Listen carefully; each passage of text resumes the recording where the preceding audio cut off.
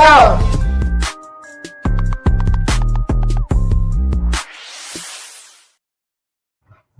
Good evening. Welcome to the Steel City Huddle podcast. I'm Leanne Lohman, joined as always by my partner, Zach Franciscus.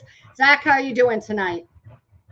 Well, I'm feeling good. It's a positive bye week. No, it's not just licking wounds. We're actually winning. Right.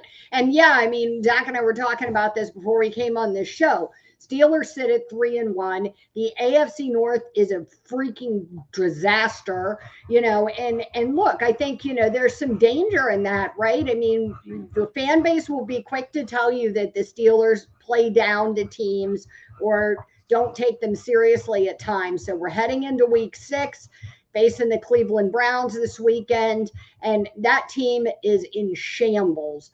But I think it's important not to underestimate them. You know what I mean? They do still have some solid players on that team. Myles Garrett is always a threat, and so I think we have to be careful. Just like when we play the Browns, and there's more about that game than just playing the Browns, it's the same for them too, and we can't forget that. The defense is the only reason I am even mildly concerned about the Browns game. And we'll get into more about why all that is later. But my goodness gracious, when you're trading Joe Flacco, they have 2 quarterbacks on the roster right now, and they don't seem to like either one. Yeah, they're not. I mean, there's already articles rampant in the news about the Browns. You should target a quarterback in 2026 when they collapse this season and have another low draft pick. They should be going after another quarterback, which is crazy to me. I mean, you drafted 2 last year. You brought 2 others on board with Flacco and Pickett. I mean, it's crazy to me. They're a hot mess. So which currently, a little off Steelers topic, but currently, which AFC North team do you actually think is the worst? I mean, given their current circumstances, because I get, like, if the Ravens were 100%, like, that's a good team, right? The Bengals, probably. The Ravens, people still think that at some point they're going to pull it out. I don't think that's the case. I think the Browns, they could, though. I mean, they're a scary, dangerous team with a lot of really strong components. So to me, for the Ravens, it depends on who gets healthy and when. Yes. Yeah, and the Browns have a top 5 defense that is no joke. As much as we want to, talk shit about Myles Garrett and all that, he's still Myles Garrett. The Bengals' only upside was their quarterback. Yeah, Jamar Chase is good, but when you have no one throwing to you. Yeah. So at this point, by the time Joe Burrow gets back, there's going to be no season left to save in Cincy. And they had a bad defense as it is, and I think it got worse. Yeah, I agree. Their defense struggled last year. I mean, that was really what went wrong with them. You have this offense is putting 40 points on the board or whatever, but you can't stop the other team, so it really collapsed the Bengals last year. And I was shocked that they didn't put more energy into the offseason and trying to just focus on repairing that defense. Like, okay, look, we've got this great offense. Now we've got to repair our defense so that our offense can be effective. And yeah, it just didn't happen. I have to agree with you. I think they might be the team that's struggling the most right now or this year, and I don't know. To me, it didn't feel like much of a surprise when they didn't do much for their defense. I know other people seem shocked by it, but I kind of wasn't. I figured they'd be just a repeat of last year. Exactly. And I think what we're going to see across the AFC North, even in Baltimore, because people really don't like John Harbaugh in Baltimore. Like, I keep forgetting that till I listen to Ravens radio. Whichever one of these teams reacts really badly to this season is the ones that are going to prove that their ownership and front office are terrible. The ones that say, like you said, like they drafted multiple quarterbacks in Cleveland, and rather than letting it sit and building around them, if they panic and go, okay, burn it all down, draft more quarterbacks, they'll be like, yeah, you're a badly run football team. Yeah, the dislike of Harbaugh shocked me. I was surprised, but that's not like even super new. Like, we have a Ravens fan in the family, and he talks all the time about that. Their fan base in that regard, is similar to ours, where half of them want to fire Harbaugh and half of them feel like Harbaugh is not the problem. And it's not just our fan base that's completely toxic. That's true. When you seemingly refuse to hand the ball to Derrick Henry at the points that you should be handing to Derrick Henry, it seems like the simplest thing in the world. I mean, Yeah, I would kill to have a Derrick Henry. yeah, yeah. The Steelers did sign another running back and kick returner, Raheem Blackshear, to the practice squad. He's originally from the Pittsburgh area, so that's kind of cool. So he can Yep. help maybe alleviate some of those problems at kick return. I think would be, it seems like where he's going to be headed, um, Yep. especially with Caleb Johnson not knowing the rules of the game. Maybe that makes a lot of sense. Yeah. Exactly. And the thing is, if Kenneth Gainwell keeps playing the way he is, then there's less room for Caleb Johnson to not know what's going on. Yeah. Yeah. So, because, yeah, there. We'll talk about the Browns game, in a little bit. But before that, I really want to talk a little bit about where we are, like the state of the union for this team, Yeah. and see what your thoughts are. So, we played 4 games. We sit at 3-1 through week 5. It's an early bye, which I was really upset about. But hey, now we're at top of the division.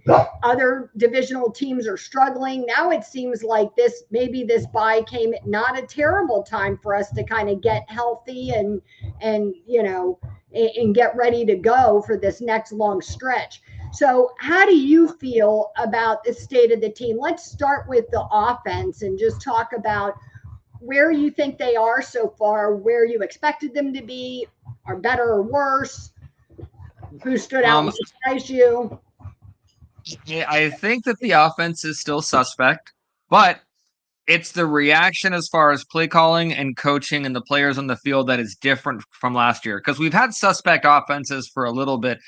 This year, like I talked about in the on the Ireland recap, their ability to adjust on the fly and not be too proud and say, this is going to work, this is going to work, and adjusting things and being a little more creative than they used to be. That is what matters on this offense, because I don't know how popular it's going to be to say what I'm about to say, and hopefully no one yells at me. I'm starting to simply accept we're not going to have a good offensive line this year. There's a very good chance that they might never gel, that they're young and Broderick isn't what we thought it was going to be. And so Malu is reaching a point where he can't simply reach out and control the whole line and make it better. And if that's the case, I kind of trust this coaching staff to do the right thing, which is adjust on the fly. Let Aaron Rodgers throw quickly, do screens, do everything you can to say we can't fix this. Because Trey Essex on Twitter today said, "Don't stop, everybody, stop looking for that one offensive lineman you're going to get a trade or something." He's like, any starting offensive lineman you have right now is head and shoulders above someone you could bring in at this point in the season. So if that's what you're thinking, if anyone out there was like, "Oh, we're just that offensive lineman trade," it won't happen. It's not what the Steelers like to do, but also I don't think that's the big fix-all. It's not bring someone in and throw more chaos into this group that's having trouble gelling. It's simply face reality and say, okay, because Aaron Rodgers is getting the ball faster than any quarterback in the NFL right now, which is exactly what needs to do. So a little dose of reality.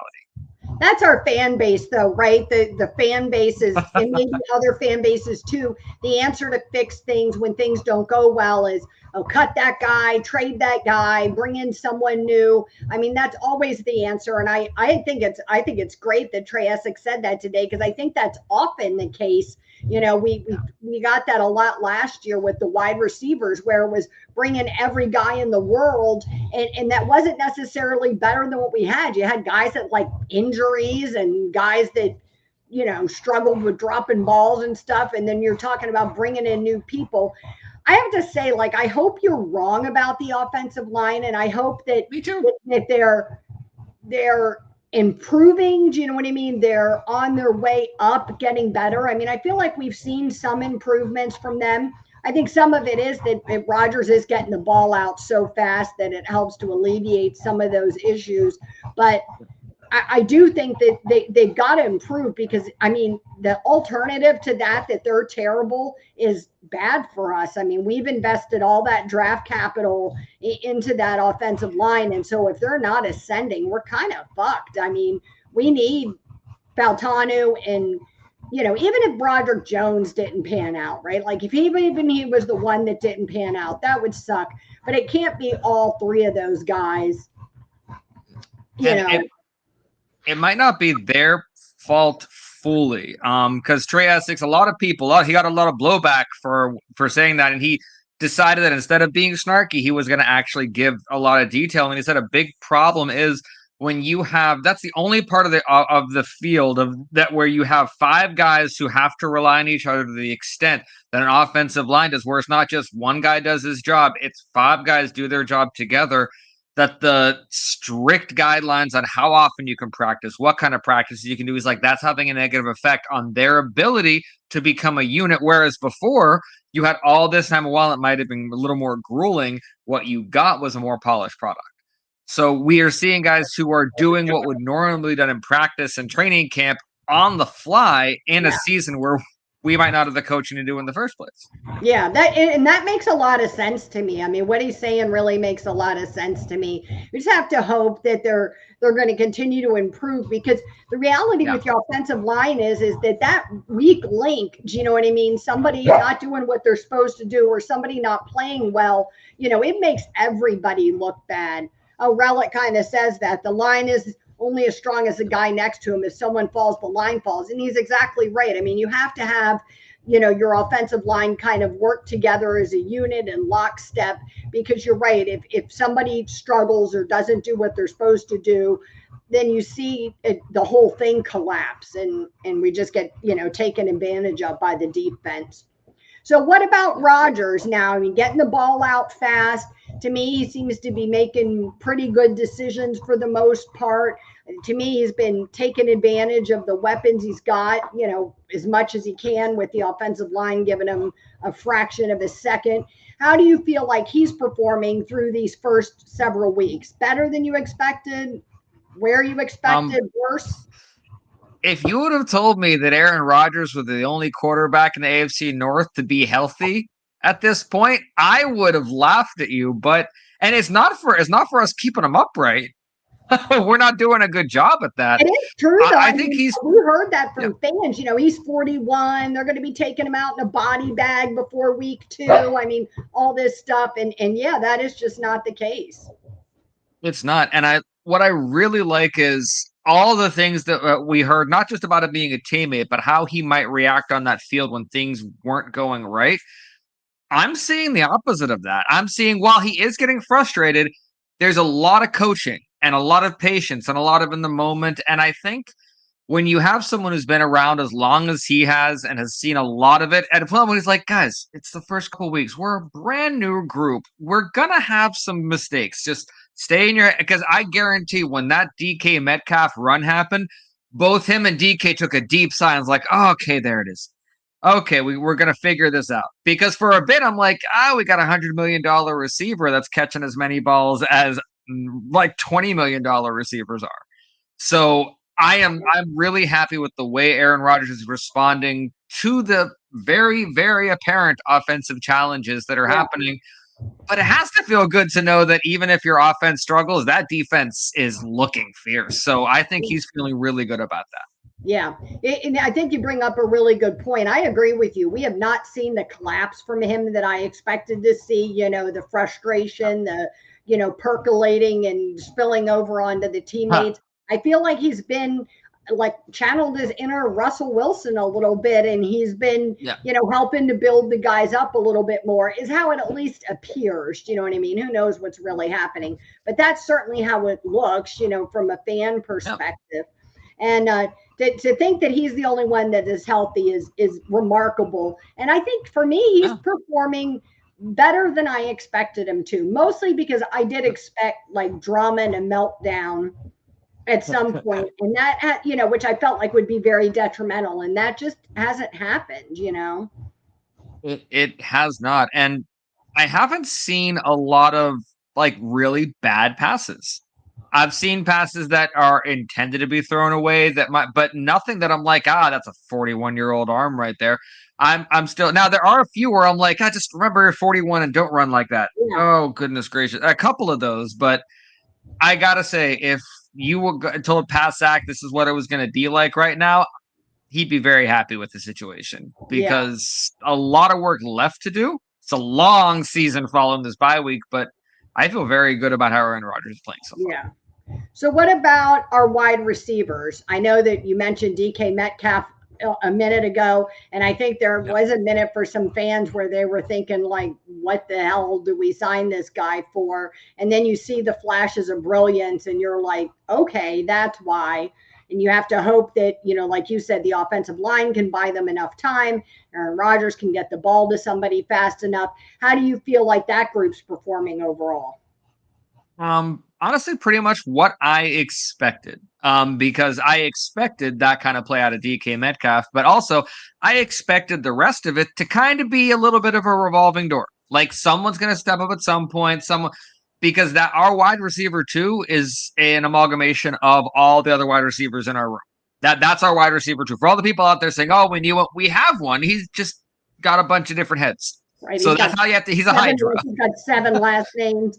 I've been a little bit Exactly. surprised that we haven't seen more from Roman Wilson. I really expected that to happen at some point. I don't know why it hasn't. Do you know what I mean? Is he still not doesn't know the playbook well enough to play or whatever that stuff was from last year? Is he just not very good? Is he still kind of injured? I've been really surprised that we haven't seen him more. I think because I don't know if this is a coaching error, a drafting error, or personnel error. I don't know where the error is. We have a lot of the same type of people. We have a lot because honestly, what we would require out of Calvin Austin, what we would require out of Roman Wilson, and what we require out of Ben Skoranek is all kind of on the same level. And right now, for what this offense needs, Skoranek does it better because Right. he's a better blocker. He's a better if he needs to catch every now and then. But Calvin Austin and Roman Wilson are small guys. Yeah. And in this kind of offense right now, they're not able. I mean, you saw what happened with Calvin Austin. I love the guy. A larger receiver, that kind of a hit wouldn't have the same impact. Yeah. Same with Roman. So I don't know if it's in a like little speedsters, do you know what I mean? Instead yes. of bigger, tough guys like a DK Metcalf. So you're right. I think you bring up a really good point. I think that's why a lot of fans, at least for myself, felt like before the season started that we would be bringing somebody else in that has a different skill set build, you know what I mean, that slots in a little bit differently. Zach, Yeah, you're it treading wasn't on hate. It wasn't dangerous hate on territory. Calvin Austin. Calvin Austin is he's Calvin performing tremendously. Awesome. He's performing tremendously this season. I really do like, but you cannot help your size when it comes in the NFL. I was watching the Jaguars game last night. There were multiple times I'm like, oh, Travis Hunter is so good, but you're a tiny, spindly guy. You can't do that. Yes, and it's the same with this. Exactly. I feel like I was back and watching young Michael Vick. I'm like, do you not know how big you are? Stop doing that. And it's the same with Calvin Austin. I love his heart, but his heart's a little bigger than his body when it comes to what he thinks he can do versus what's going to hurt him. And that now, great for DK Metcalf because apparently some Vikings were saying some pretty messed up stuff when he got hurt, and DK was not having any of that shit. Oh, good for him. Leave it to the Vikings, to the assholes. I know, right? Yeah. Jet lag. I think, though, that like if you're a smaller receiver like that, you almost have to like play with extra heart, extra gusto. Do you know what I mean? You have to go out there and show people that you can do exactly what they can do. Do you know what I mean? That you can be, that may have the same impact of somebody who's bigger. And I think, some of those guys that are a little bit on the smaller size for wide receiver play with a major chip on their shoulder for that reason. Relic said we all have our players. Leanne has Highsmith. Zach had Najee. I had Claypool, Najee, and now Austin. Why did I only get one player and Relic got 4? Yeah, Relic just keep listing all these guys. Going back to the 60s. Yeah. Just rip out the roster. Yeah. Now, in the upcoming Browns game, I know we're going to talk about more in detail, but if we don't see Roman Wilson in some kind of game plan with Calvin Austin likely to be out, at that point, all the red flags go up because then something is wrong because Calvin Austin and Roman Wilson, to me, not interchangeable, but very, very similar skill sets, very similar size, very similar expectations. If Calvin Austin's out and Rome Wilson can't step in at this point, why are you on the team, dude? Yeah, Like, that's a really good point because there is similarities there, and maybe he's not 100% at Calvin Austin's level as far as yep. readiness or whatever, but regardless, I mean, he's been around now for a year and 5 weeks. Even if he wasn't playing last year, surely he's absorbed a lot of information, do you know what I mean, and be ready to go this year. So yeah, I agree with you, but it would surprise me a lot if we don't see him at least some. Exactly. So the wide receiver group considering what the offense is, because if anyone thinks with the current offense we have, and if you want to look at it, go look at the snap counts of how many offensive players we're running.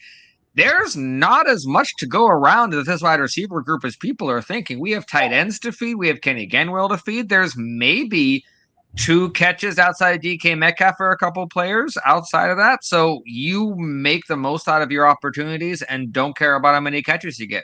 Yeah, That's the kind of almost wide have receivers to. we want. Yeah. Relic just kind of mirrored what you just said. He said, going off what Zach just said, it's alarming that we haven't seen more passing to these guys, but our last 7 quarterbacks haven't been crazy pass heavy. Kind of annoying. I mean, to me, that's kind of who the Steelers are. Like, that's in our DNA that we're not this crazy pass heavy offense. We never have been. When we've done it really well, like with Ben, you found this balance, like you're supposed to do.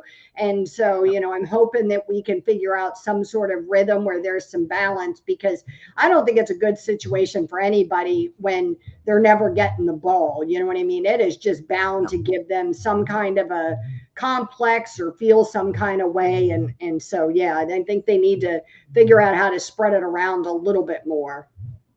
Oh, very much so. And Yeah. you could it's you're right. It's historical with Pittsburgh. Like, I went back a little bit ago to the Tommy gun era. Those are tiny numbers. Like, I Yeah, was the looking, I'm like, Tommy gun that's was our like a yeah. Nerf So gun. It wasn't a scary gun. it was not. So there's even if this offense hums on all cylinders, Hmm. we're not going to have like 2,000-yard wide receivers and stuff like that. You have to extrapolate what the expectation is and go based on that. Don't get too wild about what this offense needs to Yeah. succeed. We don't have to be other offenses. So Yeah. Yeah. Relic added, it's demoralizing when you see Steelers throw for 190 and barely win. Meanwhile, every other quarterback besides Flacco and whoever the Bengals have are throwing 300 plus yards. Like, hi, can we do that too? It is frustrating to watch other teams. It also frustrates me to no end when we have a lead, like at halftime, a pretty solid mm. one, and then we still somehow manage to make it like a close game down to the wire at the end. Like, why can't we put our foot on people's throats and just stomp like old Nick Saban in Alabama and put up 60 on people? I don't understand it. I don't although I will say that there a certain, like, I don't know, maybe 7 or 8 years, there's a year in the NFL where there's real parity. Like, Yeah. there's like any team at any point that kind of feels like this year. Like, where you might have some bad teams, but those bad teams are going to scare you at a few times. And that's why I'm looking at these wins and even the Seahawks game in a different perspective. We Yeah. would have lost a lot of these games in the past. That Vikings game, no chance Steelers the last couple of years win that game. Yeah. There takes resilience, and a lot of teams that win Super Bowls will tell you, you look back at those games and you're like, hey, that was one of the stepping stones to this. So You think the combination of Tomlin and Rodgers, who are two people historically who perform well when they're, they're the game is on the line, you know what I mean? And coming down to the last few minutes. I mean, Tomlin as a coach has historically not played, but coached very well, performed very well in those situations. I think for me, what's more frustrating is that you're in that situation to begin with every game when you maybe didn't have to be. But I think Rodgers too. And so I think the combination of the two of them is going to help. But I said it earlier, and I can't stress it enough. I think we have to be really careful that we do not get too big for our britches with, these teams. and assume that they're not going to perform well, or assume that they'll stay bad, or, we can't be beat by a backup quarterback because the Ravens, what's his face what was his name that was their backup quarterback? Oh, good. And Was that Huntley? yes, Huntley. He played better against us than Lamar did some of those years. I mean, that was crazy to me, and I think Lamar is really good quarterback. And, for It whatever is. reason, we seem to have his number. But Tyler Huntley, who's almost like Lamar light, would come in and beat us. Exactly. And while there are a lot of people who are looking forward to the Steelers' second half and saying, oh, it's not as daunting as I thought it was, yeah, there are some games that are drastically different now. The AFC North is a crapshoot. As we could sweep it, it's a whole thing. But if I'm Mike Tomlin, every chance I have, I am telling the offense, it is your job that every time that defense does a turnover, you turn it into points. Because there's going to be a point where this defense is going to get really good teams like the Lions or the Packers to turn the balls over. And if you don't score, you're going to be the reason we lose. Because I can absolutely see that happening where our defense steps up big. I'm thinking of the Kansas City playoff game where TJ Watt on his own did everything and our offense could not step up to the plate. Yeah. So we don't need a lot, just a little. That game 2 years ago against the Browns, it was like week 2 or something, or 3, where the defense scored 2 touchdowns and we literally won the game because of that. The offense was like, with Kenny Pickett or whoever it was that year, was like crippled. I mean, it was crazy. Yep. So, all right. So what about the running backs? How do you feel like they're doing in the running back room? Do you feel like this group with Jaylen Warren and Caleb Johnson and Gainwell, do you feel like these guys are where they need to be or where you expected them to be at this point? That's a multi-layered question to me. I think Caleb Johnson needs to be excluded from that question because we all know the one thing that we're going to remember him for at this point. It's not running the football. We seriously need to do something else so we can erase that from our memory. Yes. So we really have to set him up, tee up something good for him, and let that be not what they're not thinking about anymore. But I think Jaylen Warren and Kenny Gainwell have massively stepped up considering we're one of the worst run blocking teams in the league.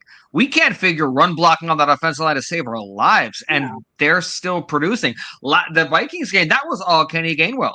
I don't know how he found the holes because I don't think the offensive line meant to make most of those holes. He just looked and found them.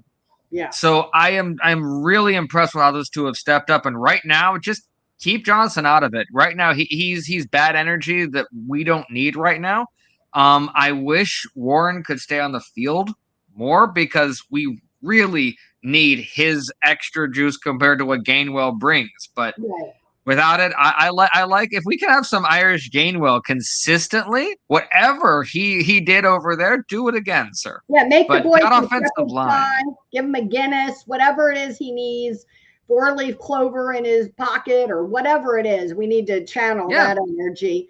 Relic says Gainwell earned RB1 snaps. I'm sorry, Warren, but Gainwell showed a lot at the Ireland game. KJ sucks.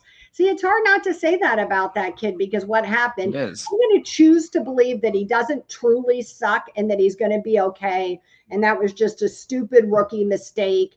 The bright light caught his eyes and he panicked and did the wrong thing. So it'd be nice to see something else from him. But do you feel like Gainwell, do you agree with Relic? Do you feel like Gainwell earned this over Warren at this point? I think that in a sense he did, but it's a very temporary week by week, game by game situation with the running backs. I think Mike Tomlin knows that. It's whoever is the hot hand. And right now, Gainwell's the hot end, run with it. But if at any point you see that shift, you go the other direction. Because that's what both of them knew they were in for when they came here. That, RB1, RB2, but you're 1A, 1B, and it might switch. So as long as we're open to that and don't get stubborn and when Gainwell hits a cold streak, we're like, oh, we can't go back to Warren. Yes, you can. Very quickly. Tomlin struggles with that sometimes for some reason, or maybe it's the offensive coordinator, but it feels like sometimes when things aren't going well, we stay with it for longer than we should. You know what I mean? And I get it. Like the first sign of trouble, you don't want to move away from your starting whatever position, right? So I get that you don't want to do that, but I agree with you. I think you're doing this, running back by committee, 2 RB1s or 3 RB1s or whatever we want to call it. I think we have to make sure that we're distributing the wealth. I think you're right to see who the kind of hot hand is. Relic said KJ should not see the field again. He's not ready. It's very clear. As for Gainwell, he has 35 carries for 154 yards. Warren is 43 for 132. Stats don't lie. Gainwell is a 4.4 average. He's certainly, to me, proven himself. I mean, I think he's performed much better than I expected him to perform. I was always, I've said it before, always a little bit worried about Warren being able to handle the entire workload or the majority of his workload. So I'm glad that Gainwell's been able to step up. That's true, because I figured it out the other day. Jaylen Warren runs like Maurice Jones-Drew, but with half the muscle mass. So he doesn't have the same ability to not wear down over a game, which is where Gainwell has to come in.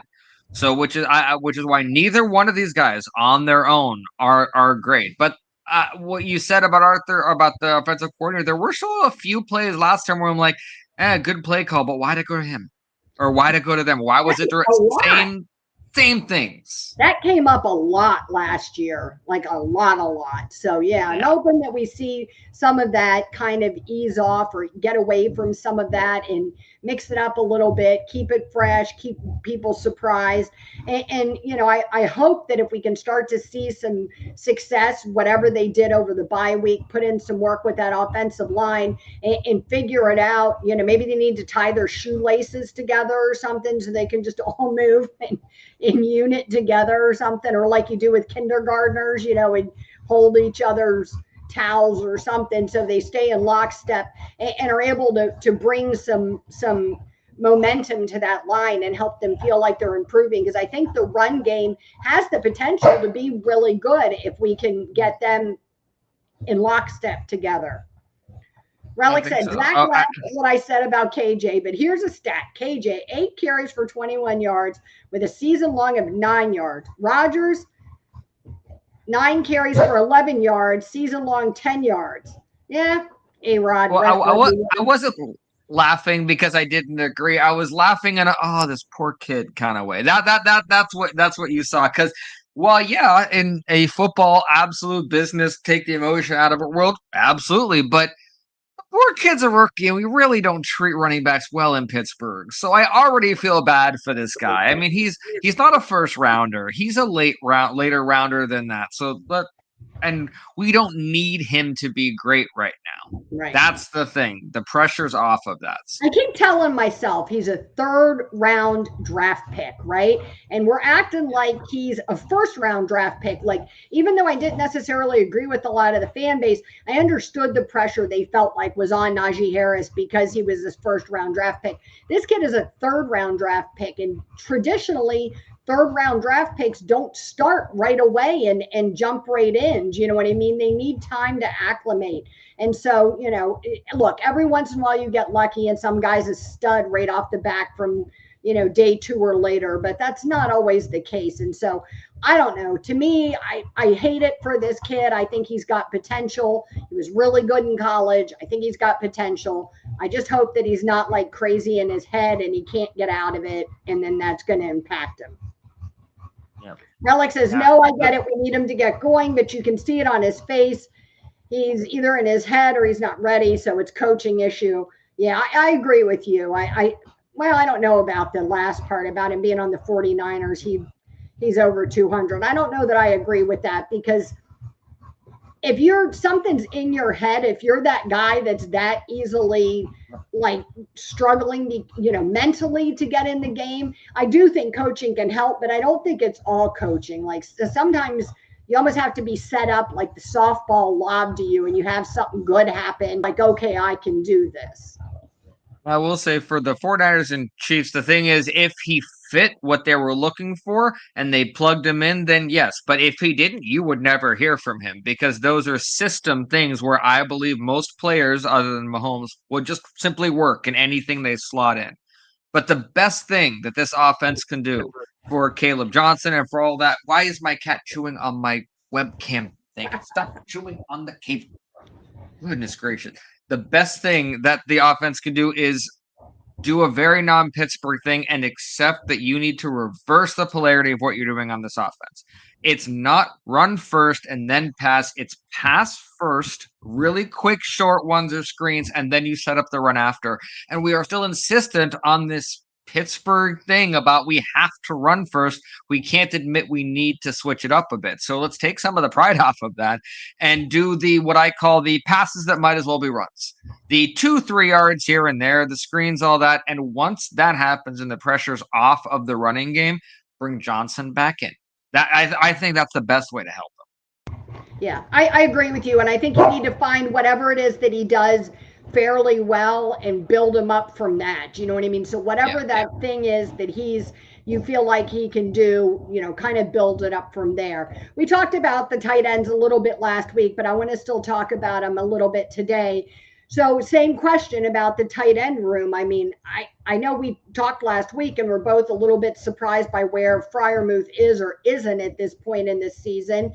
But do you feel any differently about that now? How are you feeling about him and the rest of the tight end?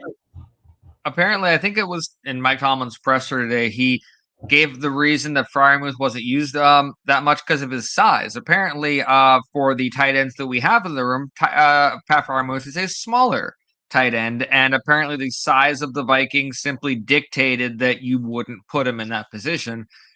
But that's a big reason people aren't seeing the kind of tight end production that we thought we would with a Jonnu Smith, and along with this, it's because of the blocking.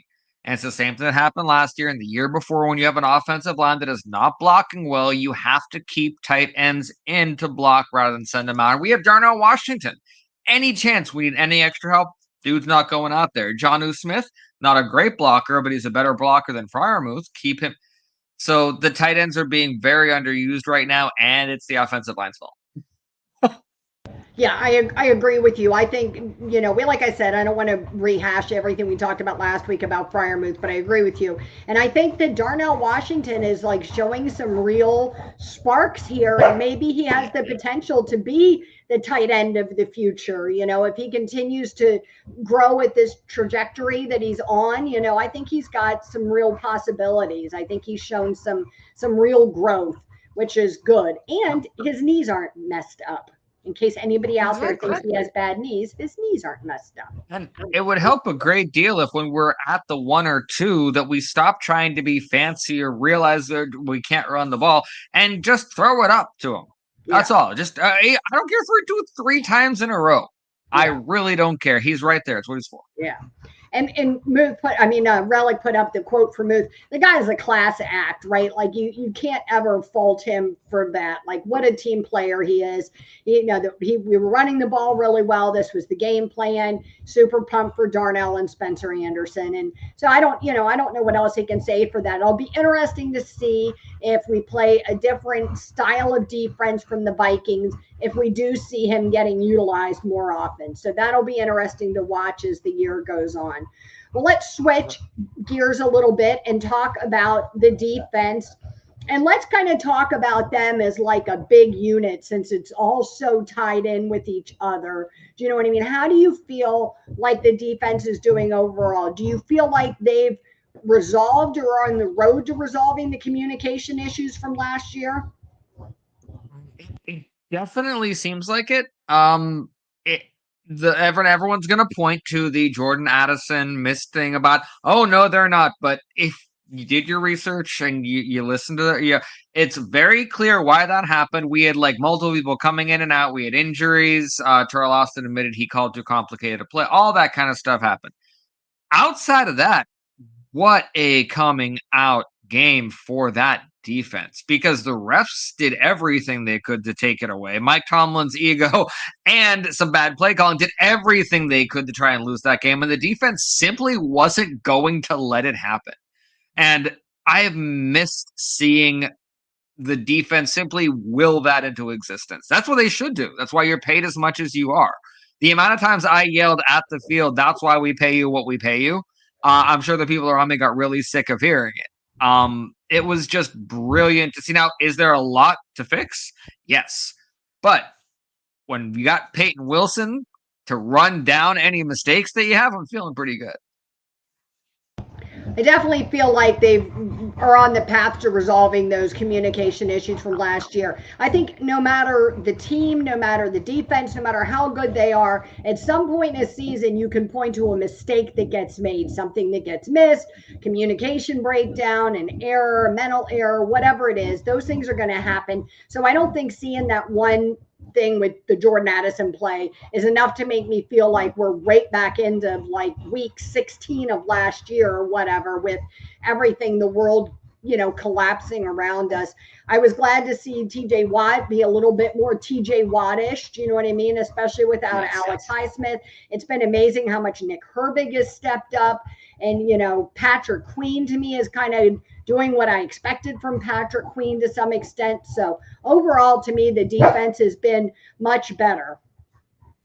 The weirdly enough, the player of the game for me, Keanu Benton. And I will apologize because I know he didn't hear me, but I got to the stadium. First thing I did when I looked down, I'm like, the fuck is Benton doing a nose tackle? Like, that was the first thing I said when I sat down, and he spent the whole game proving me wrong. I mean, my goodness gracious. And he needed that very badly. I don't know if it was just because it was the Vikings, but when you have Benton consistently causing pressure up the middle and Herbig having to be paid attention to, they had no choice but to leave Watt one-on-one way more often than they wanted to. And when you can't do that with TJ Watt. So just such right. complimentary defense. That's what's been missing for TJ. Do you know what I mean? That's really been what's missing for this defense. And I love it for Benton because when we first got him, you heard all about, Ike Taylor, he's a dog and all this stuff. And, everybody loved with the ability he had, but it just wasn't translating on the field right. So to me, whatever adjustments they've made with him, the work he's put in, they're obviously finding his niche for him. And he performed vastly better than I've ever seen him play. So I thought that was huge. But you're right. When you have guys like that step up and have outstanding games, it allows everybody else around you to have these big games too. And they weren't able to put all the attention on Watt like they, would probably plan to do. The same thing with Herbig. Like, I felt like he brings such speed to the, and aggression to the field that, it allowed them to, or made it so they couldn't just focus on Watt. Relic says, question, do either of you think the Steelers will start putting the big four, Watt, Highsmith, Sawyer, and Herbig on at the same time? That would be a bit scary front four on a few blitz plays. I think that would be very, very similar to, I don't know how many people watch hockey, but to seeing Malkin and Crosby on the ice at the same time. You're not going to see it a lot, but when it happens, it better work. And that's the problem with us right now. We're playing a lot of nickel. I think it's 58% of the time we're in nickel, and you play nickel, you only have a spot for, we don't have spots for all those guys. That's the problem. I would love to see it happen though, but I'm somebody who really likes like the, unique switch it up kind of stuff every once in a while and keep people on their toes, give a look that they don't necessarily use. So I would love to see it. I don't know if they feel like they can, the rest of the defense or the defensive line is up to, withstanding all four of those guys being on the field and not needing someone else. Relic says, so who do you block? Who do you block? Someone is getting a sack with that. Yeah, I agree. I mean, I don't think it should be something we did, every play, but I think to bring it in every once in a while and really mess with the offense a little bit would be amazing, because you're right. You can't block everybody. That's true. And I instantly put my little coach's hat, and I'm like, oh, but you could do so much more with that. What if you brought them in and you didn't blitz any of them? You brought all of them up, and all of a sudden you did an interesting stunt. You backed up. You could mess with quarterbacks' heads so much if you brought those four and did different things with them. That would be a very intriguing thing. And I don't know how to say this without sounding like I'm just straight up insulting Terrell Austin, but I don't know if he's a good enough defensive coordinator to pull off what is necessary to make that something other than, look for good linebackers in front of me. Because that's not all it takes in the NFL. Yeah, but I feel like Tomlin is that kind of defensive mastermind. And look, I know people aren't happy with him, but it seems like if they felt like that was something that was really viable for the team to do, it seems like they would have done it by now at some point. It shocks me that they haven't. So it makes me feel like there's something else that I'm not seeing. Do you know what I mean? About what would happen with the rest of the defense if they did that. Yeah, I it would it would have to be a very game specific thing. Right. And I don't know because with Mike Tomlin, I know he's very specific about what his team gets to practice. And like we talked about earlier with the CBA and all this, they're very strict on the amount of practices. So every time you practice that specific play, it's something else in his mind that's not getting practiced. So that's That's the only fair. thing I think. It, Yeah, it that's has to really be fair. something where it's gonna come out because I know who was it? Wizenhunt said there was like one or two plays we didn't practice a lot, but we knew whenever they were gonna come out, be ready for it. That might be one of those things. Like, hey guys, we're gonna try this out. We didn't practice it a lot. Go out and have fun. It Or might like be you something said, like a that. very specific offense, like we think that this specific thing, whatever that is, whether it's Yeah. those four guys or something else, will work great against the Bengals offense or whatever, whoever, right? And so then you roll it out for that week. I think more of that would be good. Like that to me is a little bit is what's been missing from this defense is, keeping them on their toes. I realize, nobody's Dick LeBeau, but that was something that LeBeau did really well. Kept guys on their toes. He had these crazy plays, and it would keep the offense on their toes, not knowing what to expect. And to me, that's kind of something that we're missing. And yeah, I don't know. Is that Terrell Austin? Is that Mike Tomlin and his ego? Is it a combination of all of that? Is it the personnel?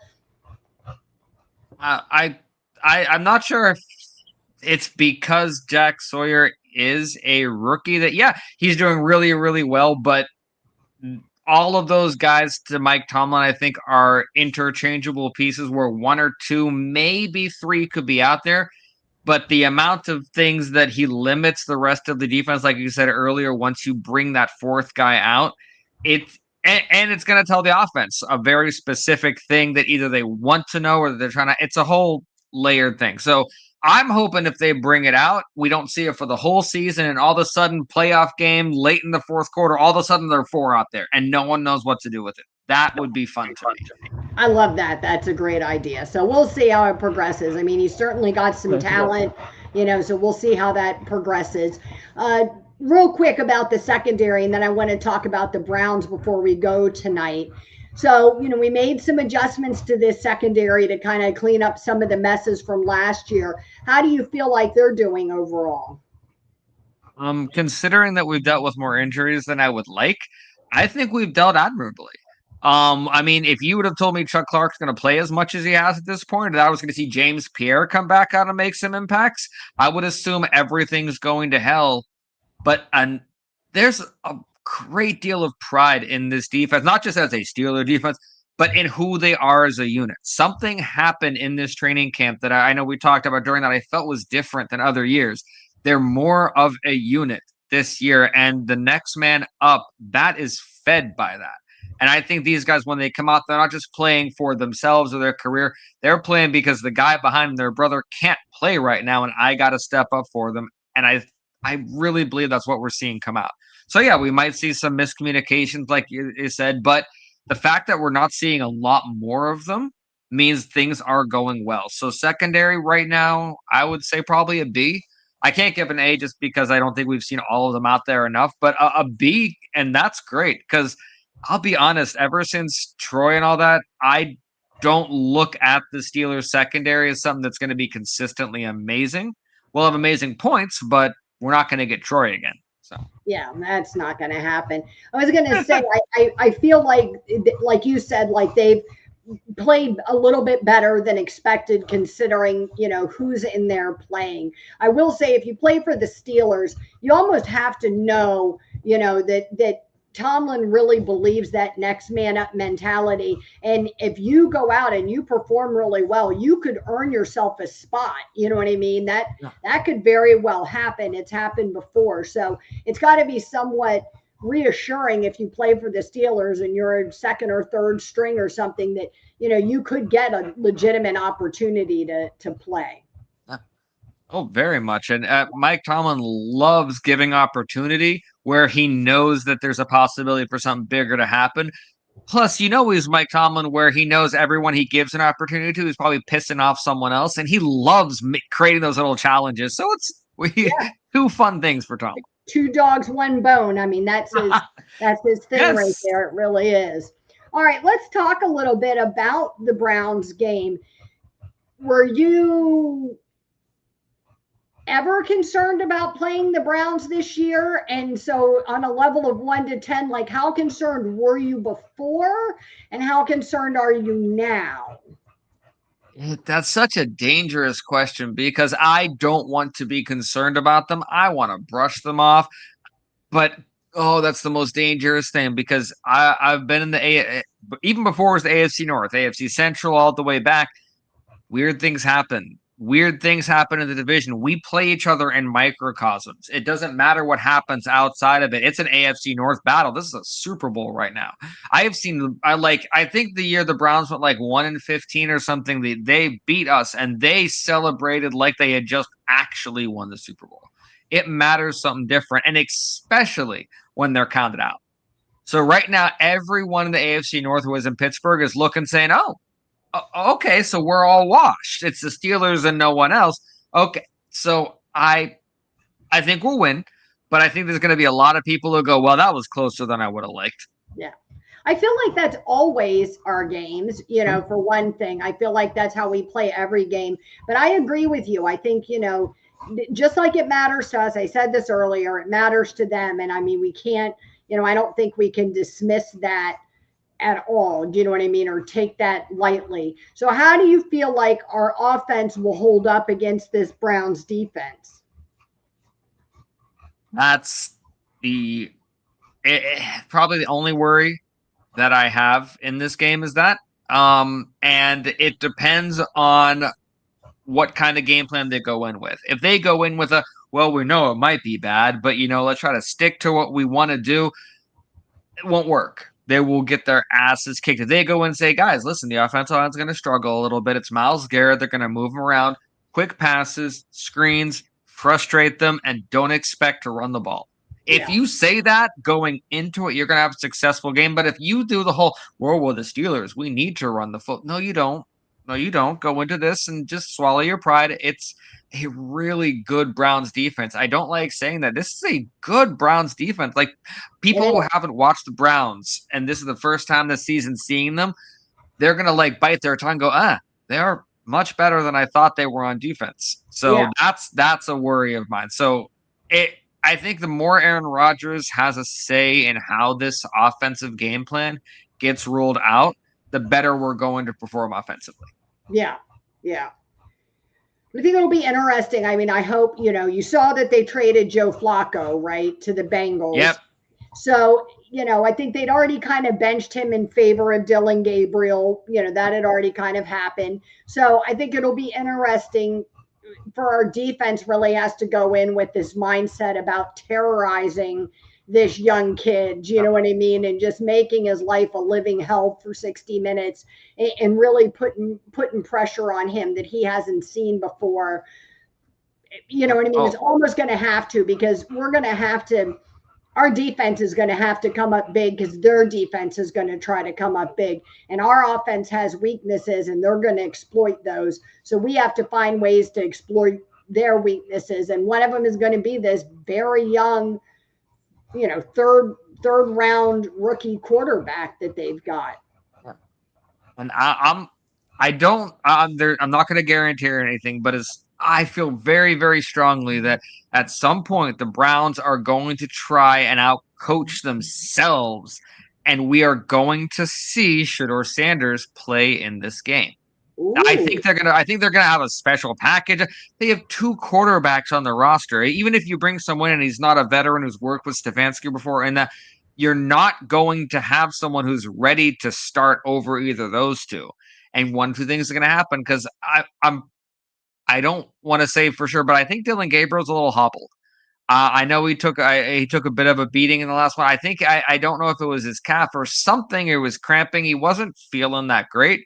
So if anything occurs where our defense roughs him up a little bit more than he was expecting, or even if it's just a package thing, I think we're going to see Shedeur Sanders. And much as I like the kid and like watching him play, that would be the best thing in the world for us because he's going to start throwing that football in places he should never throw it.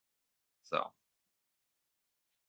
Yeah, I agree with you. Look, and by no means am I promoting hurting this kid or hoping this kid gets hurt. So nobody watch the show and be like, oh, Leanne was cheering for him to get hurt. I am not. I want us to terrorize every quarterback every week. That's what we pay our defense a lot of money to do. So I think it, in theory, should be easier to rattle the cage of a young rookie player who didn't really play on the big stage in college even. He's not like a Georgia or Bama grad.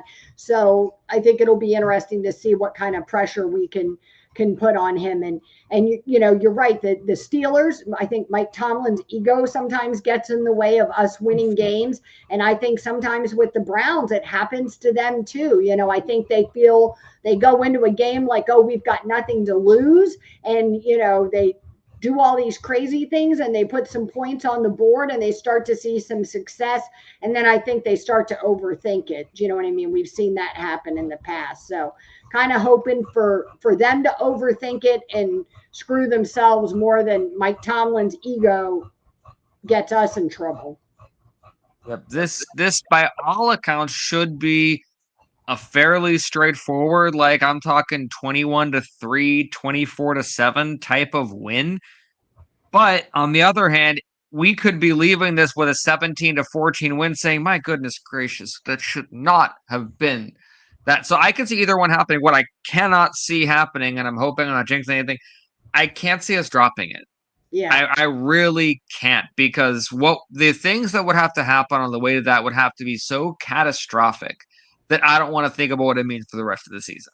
Yeah, and I So think this is a really win. important for us. We're coming off a bye, right? We've been performing better than people thought we would 2 or 3 weeks ago. Do you know what I mean? You're playing not only in your division, but you're playing a not very good team in your division. And to me, I think for all those reasons, this is an important game for us to win. I think we need to show, unlike last year where we lost to them in the snow, we have to show that when we're expected to win, we can win, when we're not just going to go out there and toy with these guys and allow them to score a whole bunch of points on us and then let the game slip away. True. And I honestly believe that regardless of what it says to the media or all that, there is a point behind the scenes where the coaches are very real with each other and they look at the schedule and like, guys, listen, this is a game we have to win because of A, B, C down the road that are going to be games that, depending on our offense, we might not be able to take like we want. So I think they're looking down the road and they're saying these are games we cannot afford to drop, because those Detroit games, there's games coming up that still truly frighten me. And we need to really bulk up on those wins now. And a second reason is if we struggle in the second half of the season at any point, it's going to be reliant on us to have this division wrapped up to have any playoff hope. It might come down to them. Right. And so I need this coaching staff and front office to be very real about that. Yeah. Because I am. Yeah. Okay, well, that's our show for tonight. Zach, do you have any final thoughts before we head off? I think we're in a really, really good place considering all the things that are happening as far as injuries around the league and all that. We're fairly healthy. We are 3-1, and we are doing as well as anyone could expect. So if you can't be happy for the Steelers right now, then you're Mark Madden. Yeah. Oof. Well, look, if you watched the show this far, we really appreciate it. Please do us a favor. Hit us with your score predictions for the game this week. We'll talk about those in the next show. Like, share, and subscribe to the podcast on YouTube. It really helps us out. Please follow both Zach and myself on X or Twitter or whatever you're calling it these days. You can also follow the Steel City Huddle podcast there. And if you're catching this after the fact, drop us a comment. Let us know what you think about the state of the union for the team through these 5 weeks and the trajectory that you feel that they're on. And let us know how you think we'll do against the Browns. Thank you for joining us. Have a good night. Leanne and Zach would like to thank you for tuning in to the Steel City Huddle podcast. Don't forget to like, share, and subscribe so you don't miss a thing.